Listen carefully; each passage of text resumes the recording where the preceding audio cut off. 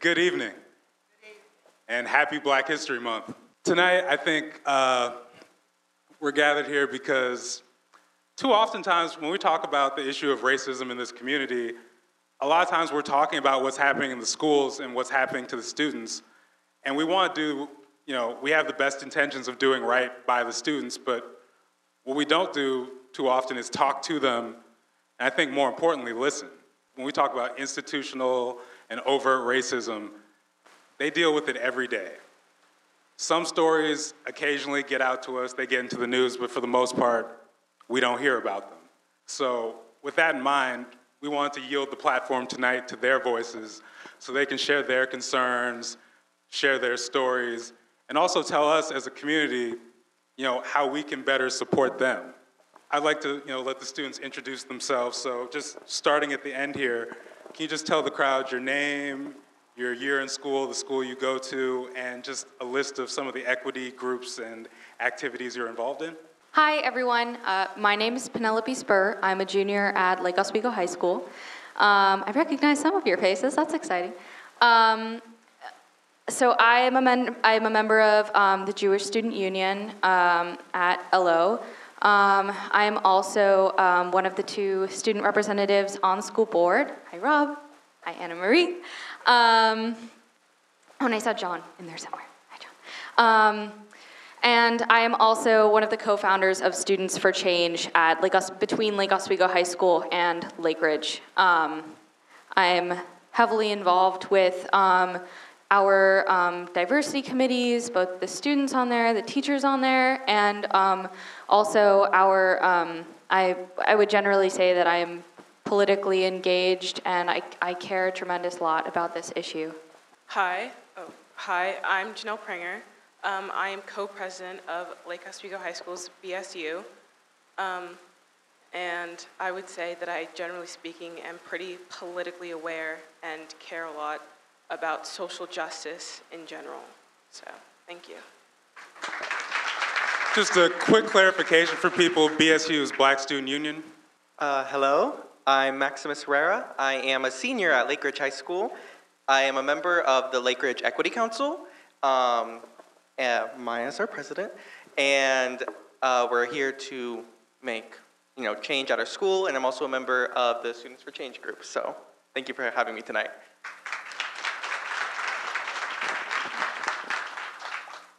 Hello, my name is Maya Gordon. I'm the president of the Lakeridge High School Equity Council. I created the group my freshman year after reading a lot in the newspapers about Lake Oswego and kind of seeing that it's not just me out there in this town. There's a lot of other people who go through the same things that I do. So I created the group to try and make a change, make a difference, with however big or small that is.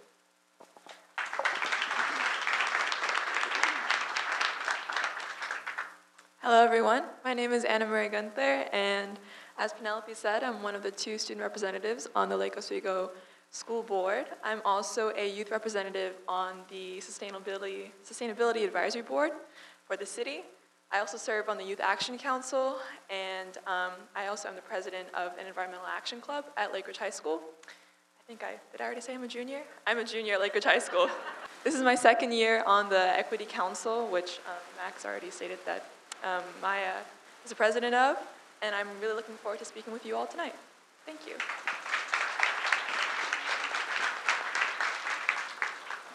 Hi, I'm Evan, and I'm a junior at Lakeridge High School, and I'm a member on the Lakeridge Equity Council, and I try to do my part in making an effort to help change.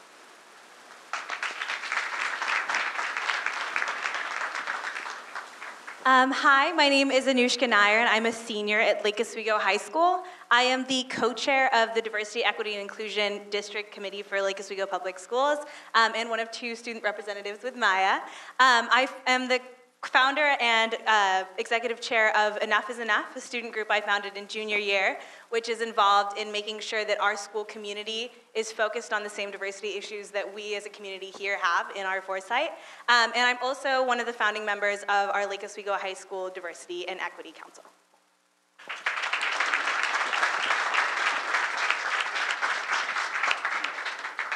Thank you all. So, Can we just get another hand for these students one more time?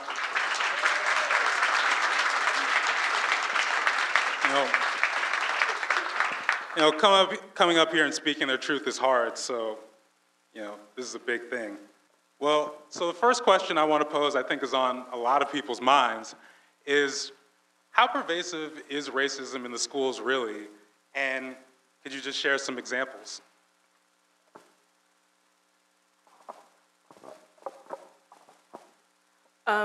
For me personally, I would say racism is not very much overt. It's much more like microaggressions.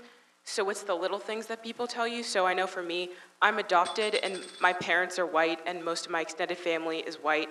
So people have told me that I'm the whitest black person they know, which I don't really appreciate personally. And then it's like other things that people will just touch my hair without asking me, like I'm some sort of dog, which again, I don't much appreciate.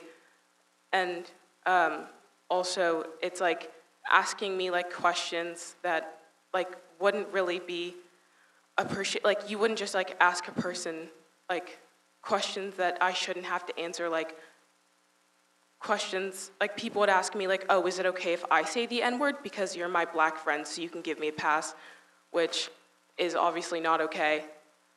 So it's just it's little things like that that I would say that aren't really policed very much so as overt racism.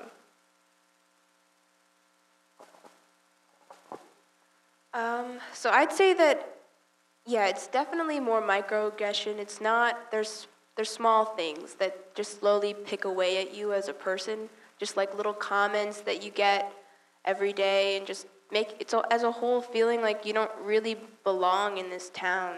And you go, I've gone home crying so many days. And it's not to say that this town it's a good town. It's beautiful. There's great people here. And there's a lot of people who try really hard, all of you, to make sure everyone feels welcome. But it's just the little things the comments about your hair, people touching your hair when, you don't really want them to. Or when there's a really big epidemic of students at our school using the N-word to talk to one another, white students, wanting other black students to call them the N-word or just using it in everyday language, and just stuff like that makes you feel they don't respect you, they don't respect your culture. And overall, it just makes me not want to really live here. So when I talk about racism, I want to first say that I am white to most people. I'm half German and half Korean. My mother is Korean. I moved here 2 years ago from Taiwan. So my experiences here are limited, and I'm not the most educated, and I haven't been in this community for long enough really to speak more in depth. But from what I'm seeing, it's what what Maya has said pretty much, is that it's a lot more microaggressions, and as a bystander, I see it as a more of an unwillingness to care about the weight of your choice of words. And I see it a lot as people adopt a form of humor that doesn't belong to them, or use stereotypes that they aren't aware of where they stemmed from. And an example of this occurring recently is in my AP English class. We had this discussion about using the N-word while reading The Adventures of Huckleberry Finn by Mark Twain. And to say that the conversation wasn't comfortable would be an understatement. It was extremely unpleasant to sit through, especially while looking around at the classroom. Every single person in that classroom is white, or there were maybe a few people who may identify as another race, but for the vast majority of people were white. So to talk about whether or not to use the N-word, where there is no representation of that of the community of which that word belongs to, was extremely uncomfortable to sit through. And then throughout that conversation, it grew increasingly and increasingly more agitated and hostile. And as soon as people would speak about their opinions, they would almost immediately be alienated. And it was almost impossible to feel brave enough to talk about your opinion, or to come out of silence without feeling extremely uncomfortable, and I just didn't feel like it was in our place to decide whether or not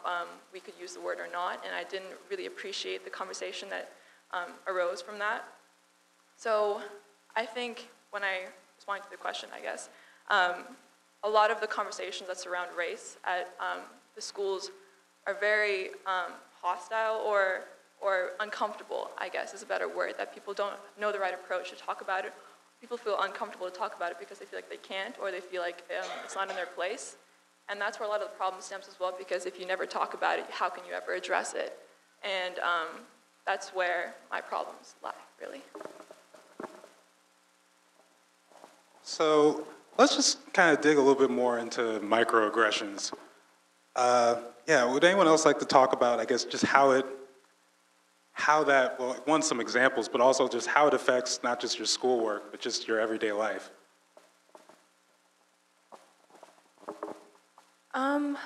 Well, I guess anecdotally, I have a lot of experiences that I can explain that make me feel like I'm an outcast.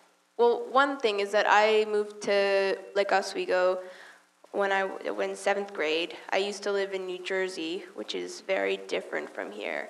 When I was in New Jersey, I didn't really comprehend that the difference between me, a black person, and like my white friends, I was just a person. Like, being black wasn't necessarily a part of my identity in the way I saw myself. But when I moved here, my entire outlook changed. No one told me that this was a majority white town, and that's something that I just slowly came to realize through the experience. And it's just all of a sudden I felt like the label black was put on me, and that was just who I was, and that became a part of how I saw myself. Like, of course, when you're like a teenager, you're trying to find out who you are or whatever, but that swayed me in a different direction, which I never would have gone if I had grown up in New Jersey. And I guess it's just walking through the schools, so there was this in class, freshman year, it was English class, these 2 girls were sitting behind me, and they just started playing with my hair. And and people do that a lot, but they'll just kind of coil it and play with it. And then I turned around and I looked at them and I was like, "What do you think you're doing?" And then they said, "We're just playing with your hair. It's really cute or something." And then I turned around, but I was like, at the time, it's really hard to confront stuff like that, or even to recognize it as some sort of racism that's going on there, because I feel like a lot of people look like I should know what's racist and what's not. I just know what makes me feel bad and what doesn't. So at the time, it just made me feel uncomfortable. And even when I turned around, they still continued to play with my hair. And I had to physically move my seat forward for them to stop, even though I had confronted them about it, I guess semi. Or there'll be adults in just a couple weeks or a month or 2 ago. This man came up to me at a school function and just touched my hair and said, "Wow, your hair is so beautiful." And it feels like they're giving you a compliment, but at the same time, they're dehumanizing you. They're making you feel like a dog. You're not really, you wouldn't go and touch someone's hair, some other white girl's hair. You just don't do that. And it's just this feeling like you're someone else. You're a different, not species. You're different. You're not one of us. And I guess that feeling, because especially if you're not insanely socially confident, I guess, in yourself, it's just hard to feel like this town is your own. And so I guess just in terms of microaggressions, it just slowly picks away at you every day. Someone says something that makes you just feel like I'm alone in this town. And I have my friends, but when you're alone in a room with all these people, it's they don't understand you, they don't understand your culture, and they probably don't want to, and they probably don't really care. So it's just feeling like no one really cares about how you feel.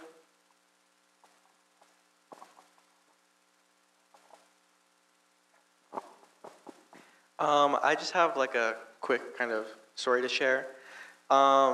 So a lot of the times at school, the racism I encounter is kind of in the form of students asking, like, provoking questions to get a rise out of people. An example of this happened in my history class. We were learning about the Black Rights Movement, and we were learning about lynching.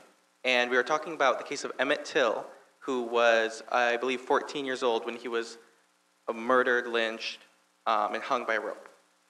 And my teacher went on to explain that what happened at the time was this rope was cut up into 1-inch pieces and sold as souvenirs. So you could own a piece of, this poor child's lynching.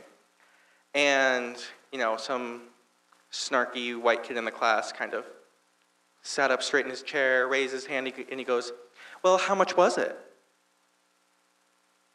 Well,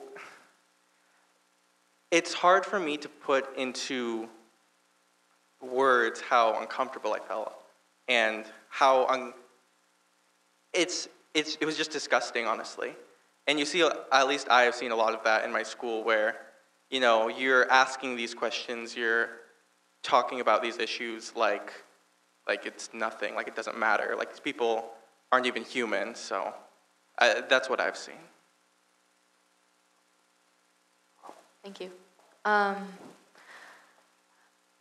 I'm not really in a position to speak about this in terms of racism, but I can speak in terms of anti-Semitism, and I'll explain. So last year I was being interviewed by a friend, and I was sort of explaining my background. Like Maya, I actually didn't know you were from New Jersey. I'm from New Jersey as well. Yeah.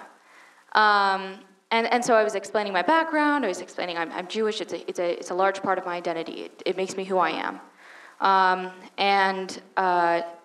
Eventually we got to the topic of, oh, so what do you want to do? What do your parents do? And I said, oh, my parents are financial advisors. They worked on Wall Street. And the person scoffed. He was like, oh my God. Well, that's one way to help the Jewish stereotype. And he was like, so what do you want to do? And I was like, I want to be a lawyer. And he was like, oh, well. And the interview ended there, and I was just like left with this like terrible feeling. And coming from New Jersey, I came from a town that was probably 40% Jewish, and that feels huge, and I took it for granted, and I didn't even realize how I would feel. I know I'm sort of answering number 6, I'm sorry. I didn't realize how I would feel when I moved somewhere where I was one of 2, where I was the only Jew in my grade who would not come to school for Yom Kippur, which is the holiest day in the Jewish year. And the reason why I bring this up is because, no, I'm not really equipped to speak about racism that's been inflicted towards me, but I think in this experience, and there are several others, I've started to get a taste of what it's like when you feel like you don't have someone and you feel like an outsider. It's difficult for me to speak to, and I think I'm able to, like, if I didn't want to share that I was Jewish, I don't have to. For people of color, it's not something that they can, like, hide, and so that's something that I take into heart every time I have a conversation with someone that I know about racism, and it's difficult and it's painful to not have people there, and so I think that that's something that we need to remember. That's something that I always remember, that those small microaggressions that I've experienced, that's something that's a parallel, but it's also not quite the same because people of color don't have that like sense of security under their skin. I'm half Mexican, and as I can usually, in this community, I tend to pass without anyone noticing. I'm just white. No one really puts thought into categorizing me as anything else than what they would take to be like the first appearance that they have of me. And so when I see this great disparity of people that have the same background as I do, and just because they look different, like other people who are Hispanic or have a Hispanic or Latino background, and they still experience these stereotypes and these questions that, like, oh, where are your parents from? Where does this background of yours lead to, and why are you here?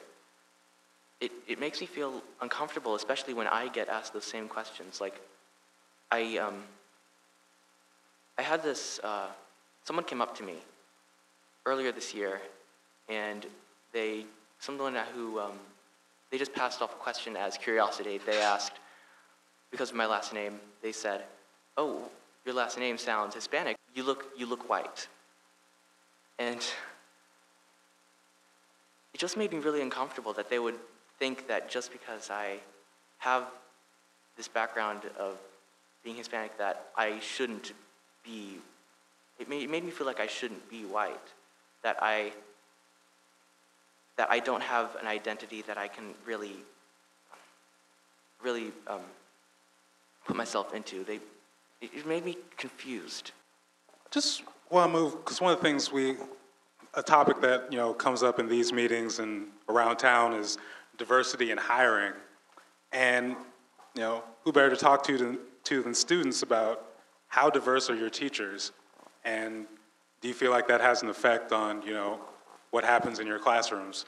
I know for me personally, I've never ever had a teacher who was black, and I never thought of that as like a big deal until this is also, part of question 6, but I never had a teacher who's black, and then I moved to LO, and I was like, I'm the only person who looks like me here. That's interesting, okay.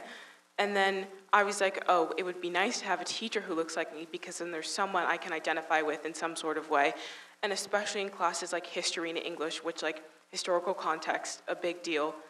So I think that especially having like a white teacher teaching like slavery and things like that, people feel that they have the right to say certain things that they wouldn't otherwise say if they had a teacher of color or they had someone in a position of power who is a person of color, because they think, oh, because this white teacher is here and I'm white, that gives me the right to say something really offensive and rude, because they can identify it because they're not a person of color, so it shouldn't offend them.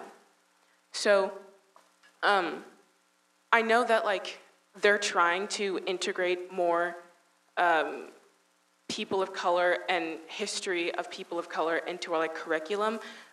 I just think that maybe it would be a little bit helpful if it got integrated at a younger age, because then it would give people more context from a younger age, because I know that like once you get to high school, you've formed a lot of your beliefs and your values and your like system of morals and ethics and stuff.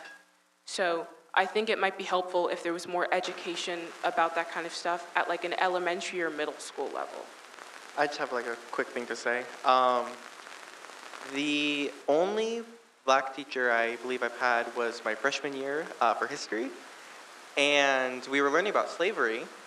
And I remember this one girl in the class, we were having a break time, and this one girl in the class kind of pulled me aside and some other students who, looking back on it now, all the other students were people of color. And she kind of pulls us aside and she goes, hey guys, don't you think it's a little biased that a black man is teaching us about slavery? I mean, and we're all like people of color, and we all kind of look at her like, girl, what are you talking about? And she goes, no, like, don't you think we're getting like a skewed perspective like than it really was? And in my head, I'm thinking, if you're getting the white perspective, that's still a white perspective. Like, it really made no sense, and it kind of showed how these people think, how they're brought up to think, and how we should, integrate that into lower grades. So I've had, one teacher of color at Lakeridge, and I remember freshman year, just going into that class and thinking, and immediately trying to make a connection with him. Like, I was just trying to befriend him because I just felt like I needed that connection. I just felt like I was like, oh my, I was excited. I wanted to feel like there was someone like me, that we had a shared background. Like I was trying to figure out like what we have in common, and I would share it with him. And I just remember just feeling like he understood at least a little bit of something that I went through. And just that shared feeling made me feel like sitting in that classroom that I wasn't really an outsider, that, you know, I belonged in that classroom maybe more than other kids did. And just that feeling, just sitting there, I don't know how it can be described in words, and whether like other students will feel that really when they have a teacher of color. Or there'll be teachers, there's teachers throughout the school who are at Lakeridge who are persons of color. And just seeing them around makes me feel like I'm just not isolated. Even though if I don't talk to them, if I don't know them, it just makes me feel like I'm one of many, and there's people in the school that are at least looking out for my perspective. Okay, so at my high school, the diversity of teachers is completely non-existent. And so I'd like to talk about when one of the teachers is absent. In my history class, my teacher was gone for one day, and a substitute came. And this substitute was Asian. And the people in the class, they all just came in like a normal day, and when they see there's a substitute, in a day when there's a white substitute, which is the most normal case of substitutes that our history class would have. They come in and they see there's a substitute, and they go, oh, wow, okay, yeah, this is going to be a great day. And so normally what happens is they just don't pay attention to the authority of the substitute, and they would make these mocking comments about how they teach and how they take care of the class. But since this substitute was Asian and he pronounced his words differently, there were some students who would normally help out the substitute and try to keep the class going, and in this case there was still that. But the same thing happened with the people who wouldn't pay attention to the substitute during if there were the same people who are disruptive with the white substitute were disruptive with the Asian substitute, except they made the same comments, but added a racial aspect to it, and mocked how he said his words and how he didn't understand what they were saying, or how he talked about how he had like a little how he talked about how he came to America at the beginning of the class. They talked about, oh, why is he saying this? Isn't it important? This doesn't relate to our history class. We should just not pay attention and talk about how he isn't doing anything right and how this isn't the way it should go. This isn't important.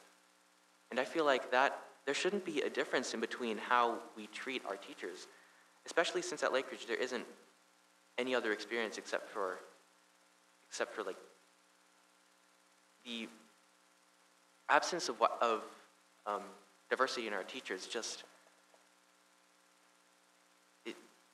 when I realized that when I had a non-white teacher at Lakeridge coming into this class that I thought was normal, it made me realize that these people really weren't as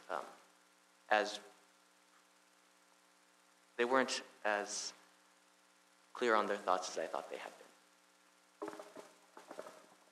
So we've kind of touched on this a little bit already, but just curious, like, do you feel like you're able to have nuanced discussions about racism in your classes or with any of your teachers?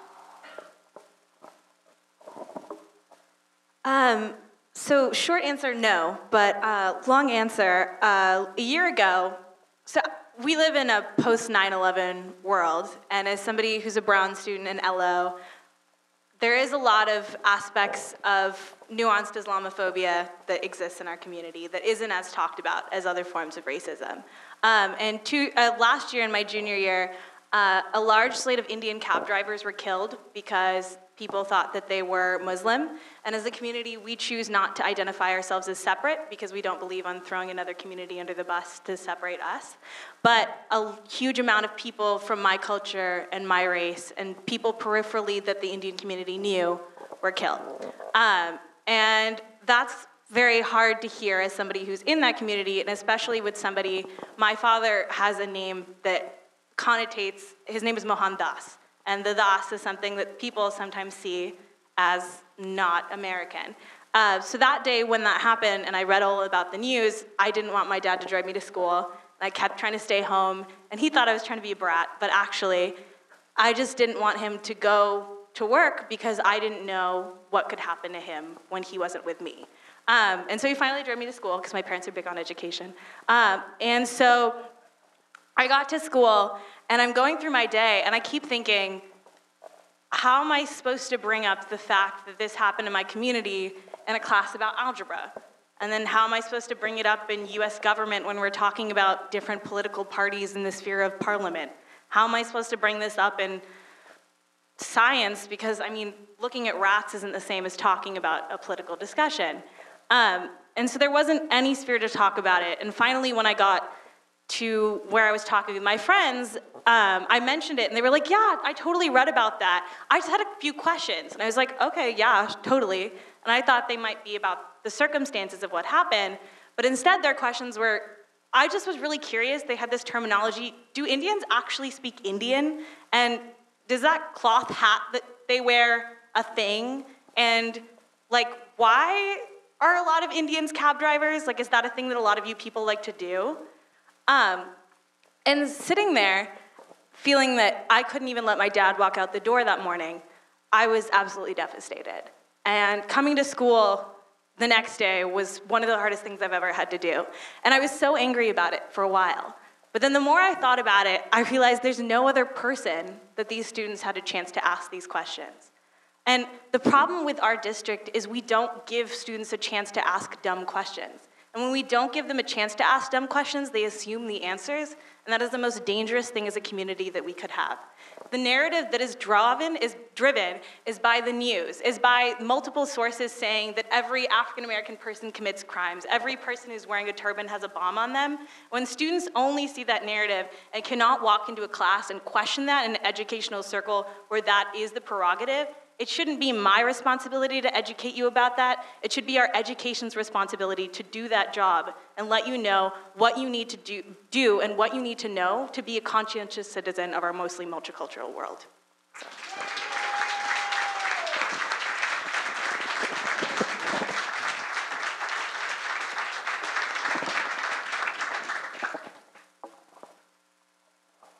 So what I've noticed with raising issues regarding race in class, there's this title of being a social justice warrior that's often looked down upon among any kind of conversation that revolves around race, really, in a classroom setting, because especially if it's a very homogenous demographic in the classroom, the topic of race is often danced around because no one feels comfortable talking about it if they haven't experienced adversities that regard race or along those lines. But I often have observed that people feel more comfortable expressing really questionable and often ignorant opinions when there isn't any representation, or people are aware that there isn't any representation and then thus feel comfortable sharing an opinion that they may know that isn't exactly just or would make someone feel uncomfortable if there was someone of a particular race in that classroom, which is extremely uncomfortable to sit through and especially uncomfortable to witness as other people feel more comfortable kind of arising out of their shell once they realize that they aren't alone in their opinion that may be stemming from ignorance rather than a just and evidence-supported opinion. I think this is most prevalent in our core classes when we're mandated to complete certain classes to graduate, and there is a curriculum that is set out for us and that we have to meet certain objectives to pass and so on. And oftentimes I have teachers having to pull in examples that aren't included in the curriculum because they realize themselves that the curriculum isn't comprehensive enough to truly illustrate the issue or the era that they're trying to communicate to us students. And that's disturbing because we're supposed to be, completing these core classes to achieve whatever objectives that the school district has set out for us to learn. And when teachers have to pull out examples from their own knowledge or from outside resources because they don't feel like their curriculum is comprehensive enough, that's unsettling. That that makes me lose some trust in what is being taught to me in the classroom, and also makes me feel like that I can't trust in the education system to give me the knowledge and to give me the empathy and the tolerance to truly comprehend all the history that I need to move forward in my life and to be a respectful citizen. So that's what I've noticed. And there's also an example regarding the Equity Council and a project that we did last year with this panel of speakers that we had this, I don't know exactly what her job title was, but we had some kind of, I think, equity specialist come and arrange a panel of speakers, and we had, I think, half a day set out for an assembly and a discussion afterwards, talking about the subjects that these panelists brought up, and it was specifically revolving around their identity and how their past experiences shape them and how they identify because of their experiences. And we had panel speakers there was a black woman talking about her experience in the workforce. There was a senior at a high school, I can't remember which one, but she was talking about her experience in a refugee camp and the adversity that she experienced with her family there and coming to the US and having to completely relearn everything that she had ever known. And these were incredibly moving stories, and listening to these stories was emotional, and especially seeing these panelists become so involved in trying to communicate that those to us was a unique experience and nothing that I've ever experienced at a school before. And I was very encouraged by this assembly, and then coming to the classroom afterward was just a very, very different experience because coming from this assembly, I felt extremely moved. I felt like I could talk about what these panelists made me feel, and how those issues revolving around identity translate to our own school system. And then coming back to these classrooms, it was disappointing because not only were students not willing to participate, but they also just couldn't care less. It's treated as if Lake Oswego is just the way it is. It always has been, and it always will be. And that's the kind of consensus that I got from those conversations, is because no one felt comfortable talking about our issues that are stem from our lack of diversity, or admitting that someone may be part of the problem, or that you may be part of the problem, but you don't know why, or you want to help and you don't know exactly how. And it's impossible to have these conversations and to move forward without realizing where you are and who you are in the community and what you represent. And to walk into these conversations and to have no one really caring or no one really willing to participate or contribute to this conversation that is trying to instigate some kind of discussion to just spark any kind of dialogue, it's extremely discouraging to see almost a lack of interest. And I feel like that is common among these conversations that we have. Okay, so we have time for one more question before the break. And we might only be able to get a couple responses in, just so you know. But I was curious, are you able to connect with students outside of LO? And do you feel as if, and this may sound a little bit like me editorializing, so I apologize, but do you feel as if the idea of the bubble almost gives people an excuse to embrace ignorance in this town? I know that for me, so in 8th grade, my counselor organized a group of students, and it was mostly black students, to go to this diversity conference at Catlin Gable, and we watched this documentary called Black Girl in Suburbia, and I really identified with it because it was just talking black girls who go to predominantly white schools and their experiences, And then after that, we also went last year to the Black Student Summit that a school in the Beaverton School District hosted. And one very interesting thing that happened was we played this game, and everyone was sitting on the bleachers, and they would say a statement, and if you identified with the statement, you would stand up. And as the statements, so every time the statement changes, and it was just so interesting to see how many people identified with them. And one of the statements was, we brought this up a lot, but have you ever had your hair touched when you didn't ask for it? And everyone stood up, and the crowd just like erupted. And I was like, it's so crazy how everyone can share this like one experience. And so I think that was one way that like I really connected, and I felt like I really connected with a bunch of people outside of Lake Oswego. And it was very interesting to see, although there's like this bubble around Lake Oswego, there's still a lot of experiences that I have that another student at like a Beaverton school would have. And we got into these like little groups, and we all talked about like things that happen at our schools. And while there were some unique experiences that happened at Lake Oswego schools, there was also a lot of similarity between it. And so I thought it was really a really nice and a really cool experience to go and speak with a bunch of other students that have gone through a lot of the similar experiences that I have.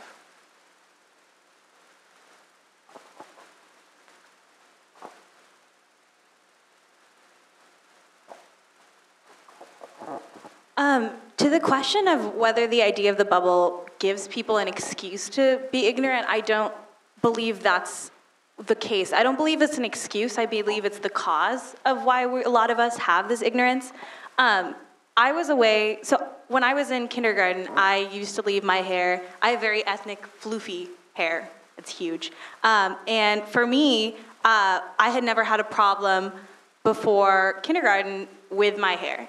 And when I had gotten into kindergarten, not kindergarten, I think it was somewhere in elementary school, it was back to school night, and my mom, who, as we know, is really big on my education, went after my teacher, and she was like, hey, I just want to talk about my kid. Anushka's super excited. Do you have any feedback? And the teacher, bless her heart, was the sweetest person, was always nice to me, nothing bad I could say about her, looked at my mom and said, it's just all that hair. And my mom was like, is there anything educational you'd like to comment on? Like, is her reading level great? Like, and the teacher was like, yeah, but the fact that she had said all that hair, for 13 years, I've been in this district for 13 years, I have straightened my hair since that point. And I had straightened my hair until last summer. I went away to a research opportunity where multiple people were Indian and multiple people were minorities who had hair like mine. And walking in, I felt all great with my straightened hair, and I walked in and I saw 20 or 30 kids, young Indian girls, with the same hair I had. And the more and more, I was at that camp for 6 weeks. It took me 3 weeks to stop straightening my hair. And at that point, I felt beautiful. I felt seen. I felt like my hair wasn't an abnormality and a sea of people who had straight hair. And that might seem like the smallest thing, but when you're forced to straighten away your identity every single day, it's not the smallest thing. And so standing there, when I saw someone's hair who was straight, I didn't feel envious. I didn't feel alone. I felt like I had people at my shoulder who knew what I was going through and who would stand next to me if someone had all that hair and say no. And I've always had my mom who's done that for me, but to have someone else who didn't have to do that for me, but would anyway, was a powerful experience. So, long answer to a short question. I have been able to connect with people outside of LO, but when you only have a me with hair like that in LO, you don't give other students the opportunity to not see all that hair because it doesn't become normal to them. So the same way it became normalized to me when I saw those 20 to 30 other students is the same way it should become normal to every other student in our district. So rather than treating our bubble as an excuse to be ignorant, we should see the ways that we can normalize what already exists in our bubble. We have 25% of our students are minorities, and we don't really recognize that. So the more we actually identify the diversity in our community and say, hey, how can we amplify this? How can we normalize this? How can we make this discussion something that we celebrate? The more that our bubble is going to dissolve by itself.